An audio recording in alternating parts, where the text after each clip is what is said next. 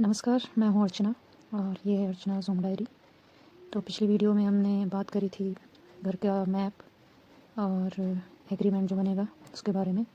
आज हम बात करेंगे घर की फाउंडेशन के बारे में कि फाउंडेशन कैसे डलेगी, किन किन चीज़ों का ध्यान रखना है।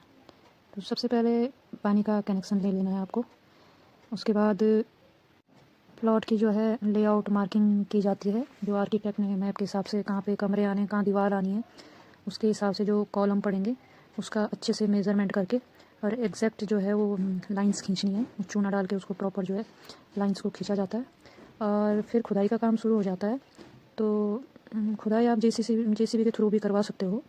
तो जो फाउंडेशन डालने के लिए जो खुदाई की जाती है उसकी नींव अच्छे से गहरी होनी चाहिए। अराउंड 5 बाई 5 फीट गहरा तो होना ही चाहिए, जो एवरेजन जो होता है। बाकी डिपेंड करता है एरिया की मिट्टी किस हिसाब से है, उसी के हिसाब से जो है खुदाई होती है। फिर खुदाई के बाद नंबर आता है पीसीसी का, जिसको बोला जाता है प्लेन सीमेंट कंक्रीट। तो सबसे पहले पीसीसी करने के लिए जब खुदाई जब हो जाती है नीचे, उसको साफ़ करके मिट्टी हटा के 2 से 3 इंच की कंक्रीट लेयर बनाई जाती है और उसके बाद फुटिंग का काम होता है। तो फुटिंग मार्किंग जो होती है वो पीसीसी के ऊपर फुटिंग मार्किंग की जाती है। तो फुटिंग वही जगह है जहाँ घर का पूरा भार जो आना है, तो इसकी मार्किंग बिल्कुल सेंटर में होनी चाहिए।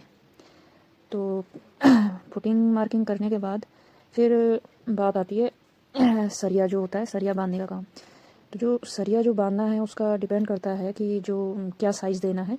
ये आपका जो मैप होगा उसमें स्ट्रक्चरल इंजीनियर द्वारा जो है आपको दिया जाएगा कितने बाई कितने का सरिया यूज़ होना है। उसके हिसाब से कितनी सरियाएँ लगनी हैं, कितने बाई कितने के कॉलम पड़ने हैं, उस हिसाब से वो सारे सरिया जो है बांधे जाएंगे। और उनका जो ओवरलैप होगा सरियों का, उस पे ध्यान देना है कि ओवरलैप जो है अच्छे से हो। और जो सरिये के कॉलम तैयार किए गए हैं तो उनको रख के उसके बाहर से जो भी फरमे आते हैं उसको भरने के लिए उसको अच्छे से भर के, और जो मसाला होता है ये बजरी का और कंक्रीट बजरी और सीमेंट का जो भी रेशियो होगा वो रेशियो 4:1 का रेशियो रखना चाहिए। और जो है उसको अच्छे से भरना चाहिए। और कंक्रीट जब भर देंगे तो उसके बाद जो है उसमें वाइब्रेटर ज़रूर चलवाना है। वाइब्रेटर से उसका जो एयर गैप होता है वो हट जाता है और जो फुटिंग हमारी तैयार होती है एकदम मजबूत जो है वो तैयार हो जाती है। तो इन चीज़ों का ध्यान रखना है, ये मेन हमारे घर की नींव है। और जहाँ आप घर बना रहे हैं अगर उस ज़मीन में दीमक की प्रॉब्लम है तो फाउंडेशन की मिट्टी में ही ट्रीटमेंट करवा लें। नीचे पेस्टिसाइड ज़रूर डलवाएं, फिर उसके बाद कंक्रीट और फिर कॉलम का जो है फुटिंग का काम करवाएं।